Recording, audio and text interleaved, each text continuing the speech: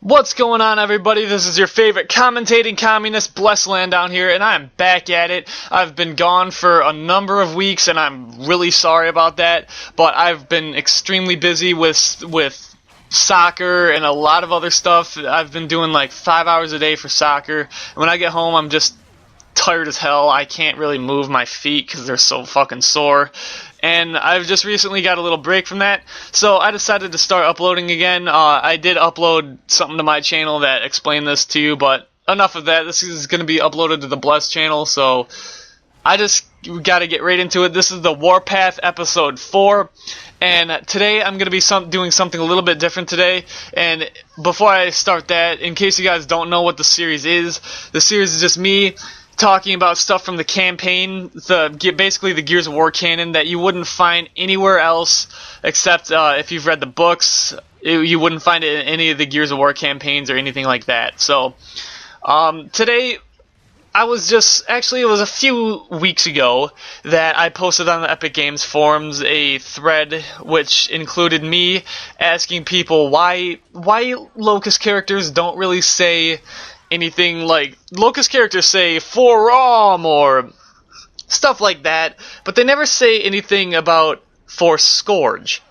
And I'm just kind of curious as to why that is. So nobody really responded to my thread except a few people, and they were just arguing whether who is a better leader, Rom or Skorge. And a lot of people said Rom was a better leader, so this got me really thinking about this, and I wrote some notes down of my own that kind of explain to you guys why I personally do not like Skorge, and I thought Skorge was a horrible leader. So let me get right into it. Skorge was just a terrible leader. It's simple as that. Skorge was a horrible leader. He was the Locust Ground Forces leader for a grand total of 6 months, and he tried to totally reform the way the Locust operated, taking prisoners, retreating, indirect attacks rather than large full frontal assaults. He was more tactical than Rom was, and in a way, but that was just the problem. Locusts don't do tactics. And I think that's what made Rom a better general for the Locust altogether. And he basically just commanded them to go in and fuck shit up and don't come back until everything was dead. And that's what I loved about Rom, because that is completely 100% true. Skorge tried to make the Locust, do a bunch of tactics, and that just did not work. And not to mention, any living Locust that would have to take a few things into consideration. Again, he wasn't even a leader for a full year. He tried to reform a tactic that had worked for 14 years. He basically let the Riftworm, their god, the Locust, yes, worshipped the Riftworm and considered it their god. He let the Riftworm, their god, die while it was under his control. And yes, I know it wasn't really his fault, but I think from a Locust point of view, he was a total failure in their eyes, because he basically let their god die. And the Hollow was flooded on his watch, and the palace was invaded by humans on his watch. Because he couldn't manage to protect the queen in the Hollow, the Locusts were almost destroyed as a species. Now, that in and of itself, that should be enough evidence to just say Skorge was a god-awful leader. So I think those are my main reasons as to why I hate Skorge, but I have a lot more notes here. He's like the Cromwell of the Locust. Nobody even wants to remember him. He didn't manage to sink Jacinto, and he wouldn't have done it. It would have been Mira picking up the slack, since he totally bombed his overall objective and entire purpose. The minions are not the problem. That is, again, a problem with tactics. Locusts are focused mainly on one tactic and one tactic only: overwhelm and destroy. Skorge attempted to make he kind of attempted to make the Locust more tactical, but it wasn't something he could just suddenly manage to do. I mean, think of it this way. The Locusts have been, now, after Gears of War 3, they've been on the Earth's surface for a total of 16 years and 3 months or something like that, and they still speak broken English, the Locusts do. I mean, if you go to Europe and live in France for 16 years, I think you're gonna pick up some French and be able to speak it fluently, like sooner or later. But the locusts are just so simple-minded and dumb that they've been on the Earth's surface for 16 years and they still speak horrible, broken English that, like, only phrases at a time. They can't speak sentences fluently like I'm speaking right now.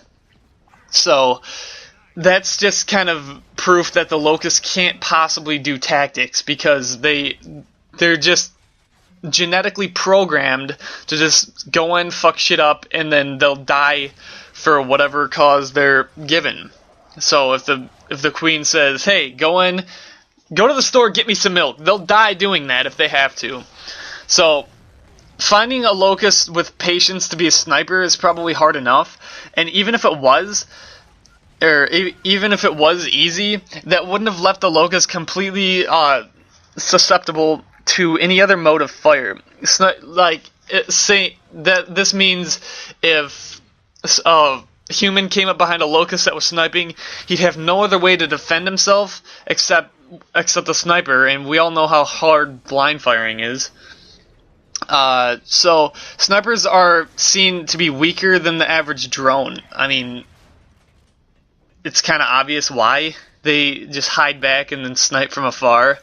Anthony Carmine knows a lot about that. That was a horrible joke, I'm sorry, that wasn't even funny. Rip Anthony Carmine.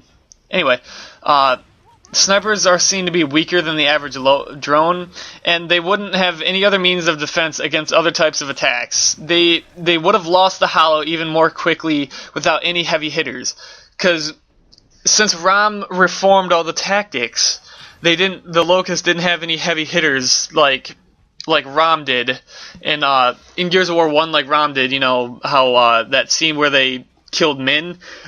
They just ambushed and attacked. They didn't try and attack, then retreat, and then attack again. They just attacked full frontal. And that's what I'm trying to get across to you guys, is that the Locust really, really, really, really, really cannot do tactics. So, where was I? Oh, right here. And they would have lost the hollow even more quickly without heavy hitters, and they wouldn't have won They wouldn't have won with an overabundance of support. Even if, wait, I just lost my place, I'm sorry. One type of soldier a war does not win. Skorge seemed to understand that well enough, so he tried to, reform everything, try and get the Locust to, get into different ranks and stuff, like have a group of snipers over here, and then have a bunch of ground forces go in and distract so the humans can pop their head out or whatever. But this just did not work at all. And he had a fair amount of people stationed where he needed them to be, but he wasn't any good at commanding them. He wasn't good at commanding them in the sense that if he had Locusts stationed in perfect places for an ambush or something, he wouldn't have been able to command them to do anything because he just wasn't good at it. He couldn't he doesn't have the mental capacity to actually command, the Locust to do really anything. So, and this is my third and final argument. Skorge was a fucking pansy. He wore a bra, for God's sakes. If you guys have ever even paid attention to the character model, he wore a fucking bra. He was a pansy with a grand total of 0 kills in game. The only accomplishment he really did, he just chainsawed a tank in half that had nobody in it.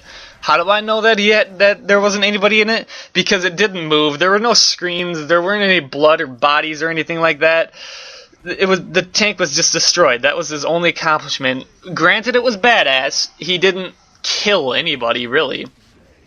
Well, on screen, there hasn't been really any books on Skorge or anything like that.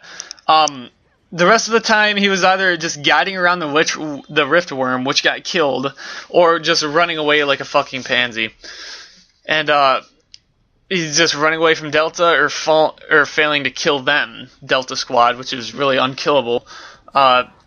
You can chalk it up you can chalk it up however you like, but he was a terrible leader, and the Locusts probably would have viewed him as a complete failure, given that they made no major successes during his brief rule. So that's kind of my opinion on it. Let me know what you guys think down in the comments below. But my next topic was gonna be like, you know how they did Rom Shadow and everything. Granted, I hate Skorge and he was a terrible leader and whatnot, blah blah blah.